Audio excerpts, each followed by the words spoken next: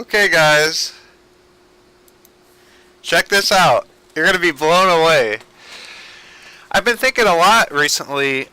Um, if you want the aperture of a surgical needle to be very fine, in order to create very fine traces with your silver conductive glue that you're going to be ejecting from your surgical needle, how do you get the aperture to be really, really, really fine so that you can lay tiny microscopic traces down off of ICs, integrated circuits, connecting to those little legs without any short circuiting? You need a lot of control. Steady hands and everything is a given. But how do you get it fine enough? Most surgical needles might not be fine enough. Now, they might be fine enough.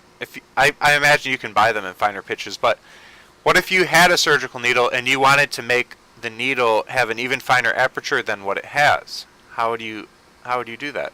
And I've been thinking a lot about that. Would I heat it with a blowtorch and then squeeze it with the pliers to make it more of a oval shape than a circle? And I could just kind of pinch it and it would become like a squinting eye type of shape, and that might be good.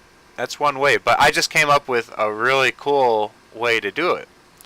So you just put a single strand of very fine copper wire from a jumper cable. Those come with many, many strands in it.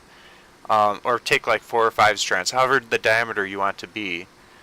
And you would insert that into the tip of your surgical needle on the bottom of the tip. So it would be like this. Needle, right? And you're trying to make this opening smaller. So what I'm proposing is you stick some little hairs of copper wire in the thickness you want.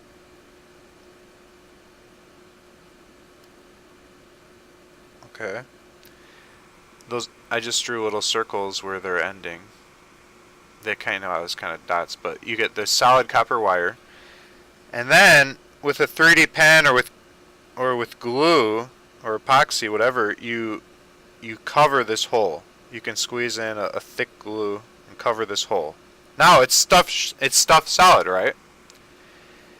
But you now can put it in an acid solution that dissolves copper, the same way that they dissolve coppers off a printed circuit board, by agitating it after drawing. You draw the board with transferring it from a printer onto transfer paper, and then the ink you put onto the copper-clad board, and then you put the copper-clad board into a vat of acid which dissolves the copper. So anyways, you'd use that type of acid to dissolve this copper, which would just leave you with the glue that didn't go away, but you'd have a hole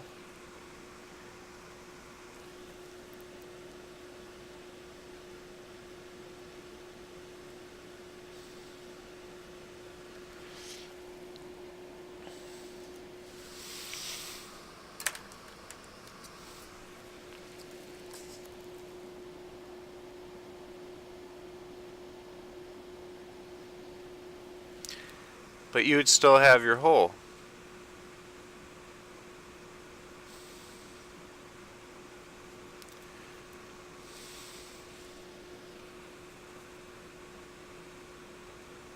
There we go. So that top one shows the glue and the copper strands, and then the bottom one shows the copper being dissolved out of it and just leaving the tube. And so now you just made your aperture smaller, and you can make the aperture any shape you want and it's any diameter you want through this technique. And this can be at a very, very tiny scale. So I think that's pretty cool to make a perfect aperture opening in your surgical needle for finely emitting your solder paste